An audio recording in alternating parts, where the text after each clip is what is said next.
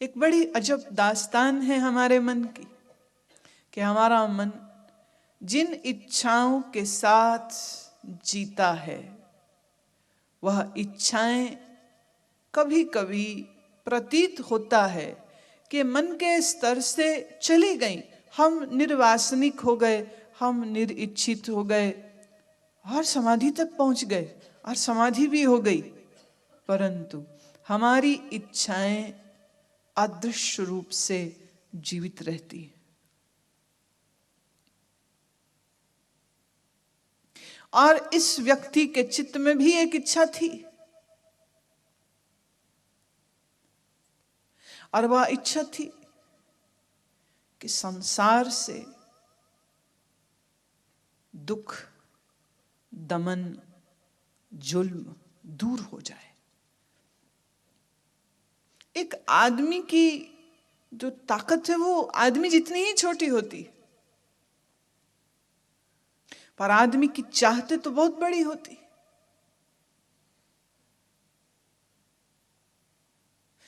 दुष्टता और जालिम लोगों से लड़ते लड़ते लड़ते लड़ते कहीं हार भी गया था कि बस और कितना। अंधेरे का तो वॉल्यूम बहुत बड़ा है, अंधेरे की मात्रा बहुत बड़ी होती,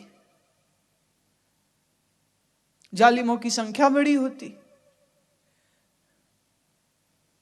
सच के ऊपर चलने वाले कम होते हैं, झूठ का पसारा हमेशा अधिक होता है। जुल्म का नाश हो, ये इच्छा लेकर के जिया था कभी, फिर सब इच्छाएं छोड़ दी, फिर संसार भी छोड़ दिया, फिर अपना राज्यपाट भी छोड़ दिया था इस व्यक्ति ने, जिसका नाम था राजा दुष्ट दमन। असल नाम क्या इस व्यक्ति ने खुद ही नहीं बताया। ये नाम लोगों का दिया हुआ, क्योंकि दुष्टों का नाश करता था, जालिमों से लड़ता था, असहायों की सहायता करता था, शक्तिहीनों को बल देता था, तो लोगों ने स्तुति में, उपमाय में यह नाम दे दिया था कि दुष्ट का दमन करता है, तो नाम ही दुष्ट दमन। बाहर के दुष्टों से लड़ते लड़ते लड़ते लड़ते फिर अंदर के दुष्ट भी दिख गए, और मनुष्य के भीतर सबसे बड़ा दुष्ट है उसका अज्ञान, उसका अंधकार, उसकी मैं।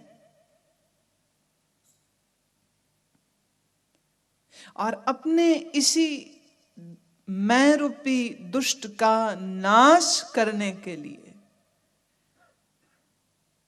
इस राजा ने अपने साम्राज्य का त्याग करके अपने ही अंधकार पर विजय प्राप्त कर सके हिमालय का रुख किया था।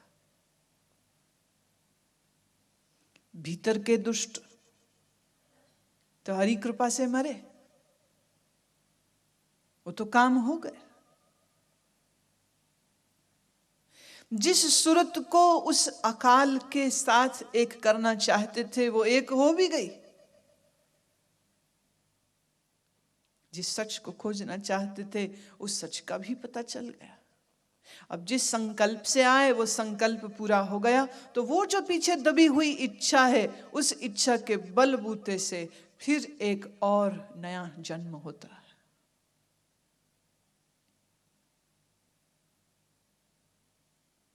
तुम योगी हो जाओ, तुम सिद्ध पीर हो जाओ, अपने लिए ना सही, लेकिन अगर दूसरों के कल्याण के हेतु भी कोई संकल्प करोगे तो उस संकल्प की पूर्ति के लिए भी जन्म लेना पड़ेगा।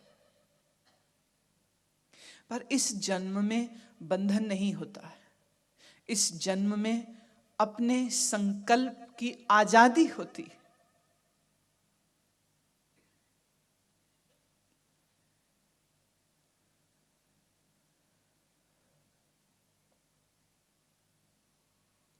पटना शहर में एक बालक का जन्म हुआ, जिस बालक के पिता उस समय वहां पर मौजूद नहीं थे। इस बालक के पिता का नाम गुरु तेग बहादुर, और वो उस समय एक अपने राजा मित्र की सहायता करने के लिए आसाम में गए हुए थे। पीछे जन्म हुआ, पुत्र का जन्म हुआ। अब इस पुत्र का पिता जो है वो खुद 26 साल तक तप करता रहा था। 26 वर्ष तक अपने ही मकान में एक तलघर बना के रखा था। अपने ही मकान में एक ऐसा कमरा बनाया था जिस कमरे में इनका वास रहा, और 26 साल तक घर के इस तलघर में रहते रहते रहते रहते आस पड़ोस तो छोड़िए, दूर दराज इनके रिश्तेदार भी इनके होने का एहसास भूल चुके थे। सिर्फ पत्नी जानती थी, क्योंकि वो सेवा कर रही थी। 26 वर्ष तक इस महास्त्री ने सेवा की साधना की। 26 वर्ष तक अपने पति के लिए भोजन और वस्त्रों की व्यवस्था करती रही। 26 वर्ष तक कोई शिकवा, कोई शिकायत नहीं। एक दिन की बात नहीं हम कर रहे, 26 वर्ष। 26 वर्षों के बाद इस ऋषि, इस महातपस्वी को एक प्रेमी ने अपने प्रेम के बलबूते पर तलघर को छोड़ देने पे मजबूर कर दिया। वास्तव दिया, जिस गुरु नानक की गद्दी पर तुम आसीन हो, अपनी कार्यभार को संभालिए। जिसकी वृत्ति त्याग की होती है ना, उसे धन धान्य, उसे साम्राज्य, उसको शिष्यों से चढ़ते चढ़ावे से कोई लेन देन नहीं था। पर गुरु नानक के वंश में जो फैलता गया था ना, पुत्र परिवार का जो कुनबा बन गया था, इस कुनबे में बहुत लोग ऐसे हो गए थे जिसको सिखों से चढ़ रहे चढ़ावे से तो रुचि बहुत हो गई थी, लेकिन नानक की वाणी से कोई रुचि नहीं रह गई थी। कब्जे कर लिए थे, झगड़े होते थे, राजनीति होती थी, और इसी राजनीति से अपने आप को दूर कर दिया था गुरु तेग बहादुर ने। नानक की गद्दी के वारिस से ऐलान इनका नाम का हुआ था। जाते जाते गुरु ने बस इतना ही कहा था, बाबा बकाला, जो बकाले में रहता है वही। ये तो पहले ही मस्त फकीर थे। 22 लोगों ने दावा कर दिया कि हमारे बारे में कहा गया। 22 लोगों ने दावेदारी कर दी कि हम हैं गुरु नानक की गद्दी पर बैठने के योग्य। हमारे बारे में कहा, निर्णय नहीं हो रहा था, और जो वास्तविक अधिकार रखता था वो तलघर में तपस्वी होकर, साधु होकर मस्त हो गया था। 26वें वर्ष में जाकर मक्खन शाह नाम के एक शिष्य ने, जिसने ऐसा संकल्प किया था, उसकी भी कहानी, उसकी कहानी यूं कहते हैं कि वो जहाज में, पानी के जहाज में व्यापार करने को निकला था और तूफान में फंस गया, और उस समय प्रार्थना की कि अगर मैं बच गया तो ये गुरुदेव तेरे द्वार पर आऊंगा। जीवन भर कदर नहीं की, धन कमाने में लगा रहा, अगर बच गया तो तेरे द्वार पर आऊंगा और नाम की कमाई करनी सीखूंगा तुमसे। अगर बच गया, अगर प्राण बचे, अगर सामान बचा तो तेरे द्वार पर आऊंगा और थोड़ी सी भेंट, 500 सोने की मोहर तुझे चढ़ाऊंगा। कहते हैं जहाज बच गया। कहते हैं ये मक्खन शाह फिर अपने गुरु को ढूंढते ढूंढते ढूंढते करतारपुर पहुंचा। करतारपुर से, किसी ने कहा अमृतसर, किसी ने कहा यहाँ, घूमता रहा, फिर पता चला नहीं।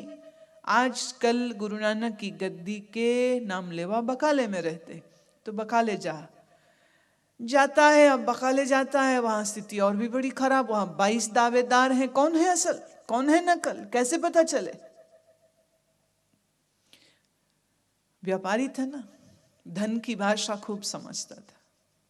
अब वो सोचता है मैंने प्रार्थना की थी कि अगर बचा तो 500 मोहर चढ़ाऊंगा, तो अगर मेरा संकल्प 500 का था तो मेरा गुरु भी जरूर जानता होगा कि मैंने 500 का संकल्प किया है। तो उसने इसी को हथियार बनाया और एक एक करके इन सभी 22 गुरुओं के सामने जाना शुरू किया। जिसके सामने जाए 5 सोने की मोहर रखे, मत्था टेके, प्रणाम करे, और ये लोभी लालची झूठे गुरु खुश हो जाएं और ये सोच के कि ये चेला तो बड़ा शाह है, इसको काबू कर लो। जो पहले दिन 5 सोने की मोहर दे रहा है वो बाद में पता नहीं कितना देगा, और उसी की चाकरी शुरू कर देते। और मक्खन शाह खूब समझ जाता कि ये तो बेईमान है। करते करते करते करते 22 के 22 गुरु भुगता दिए। सब झूठे निकले, सब धन के लोभी निकले। बड़ा परेशान, बड़ा बेहाल हुआ। ऐसी ही बेहाली की अवस्था में फिर प्रार्थना करता है, फिर अरदास करता है, ये प्रभु, जिसकी ताकत, जिसकी दुआ से, जिसकी शक्ति से मैं बच गया, मेरा सामान बच गया, मेरा जहाज बच गया, उस बचाने वाले गुरु को मिलवा भी तो दे।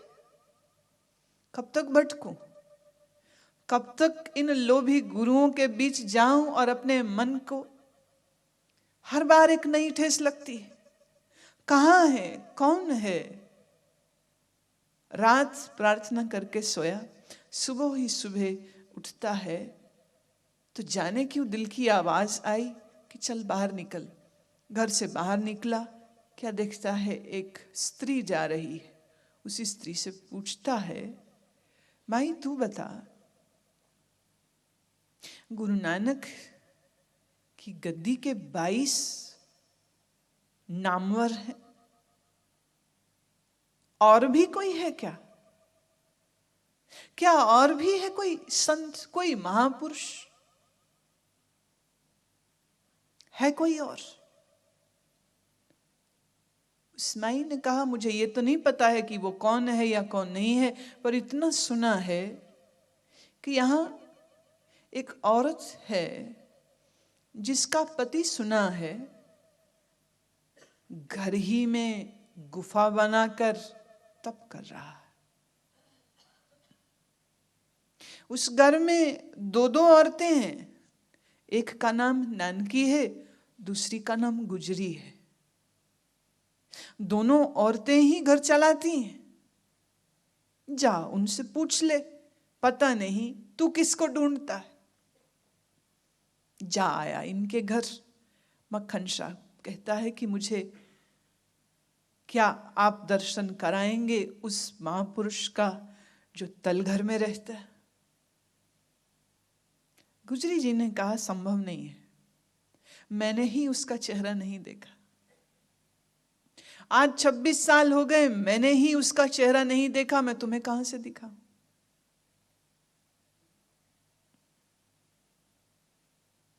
मक्खन शाह ने कहा, अब चाहे कुछ हो जाए, मुझको तो जाना है, आप सीधे ले जाओ तो अच्छा, नहीं तो मैं जबरदस्ती घुसूंगा। उसके कहने में कुछ इतनी तड़प थी, मक्खन शाह के बोलने में एक इतनी पुकार थी कि इनकार नहीं कर सके और मिलवा दिया। गया भीतर तो कहते मक्खन शाह ने जैसे कर रहा था ठीक उसी तरह से 5 सिक्के फिर निकाले, पर आज जाने क्यों हाथ कांप रहे थे। 5 सिक्के निकाल रहा है पर दिल कांप रहा है। 5 सिक्के रखे, मत्था टेका, मत्था टेक के जैसे ही सिर उठाया दर्शन करने को, चेहरा देखने को कि कौन है, कैसा है, तो 2 चमकती हुई आंखों का सामना हुआ और बड़े मध्य से स्वर में मीठी सी आवाज आई, 500 का वायदा करता है, 5 देता है।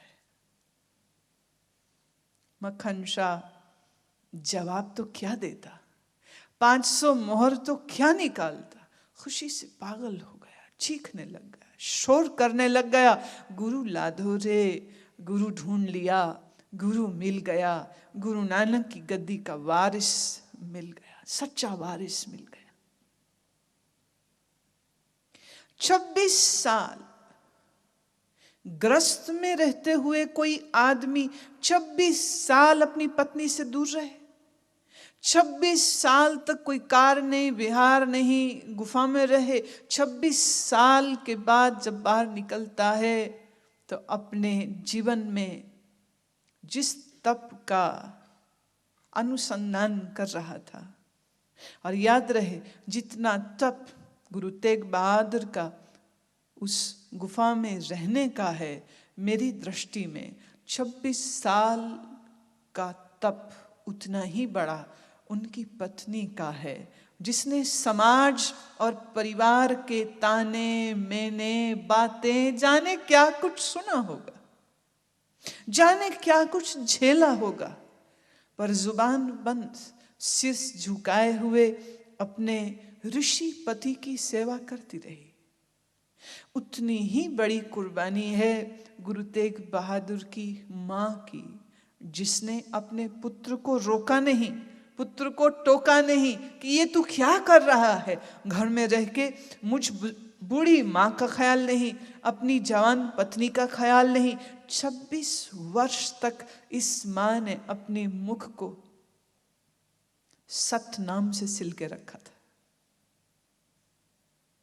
कैसी अद्भुत औरतें रही होंगी ये, कैसी अनोखी माएं होंगी ये, कैसी अनोखी पत्नी रही होगी। ठीक भी है, अनोखे पति की पत्नी भी साधारण तो हो नहीं सकती। गुरु तेग बहादुर और आपकी पत्नी दोनों का 26 साल का तप, और फिर 26 साल के तप के बाद दोनों ने शायद सही अर्थ में गृहस्थ आश्रम में प्रवेश 26 वर्षों के बाद किया।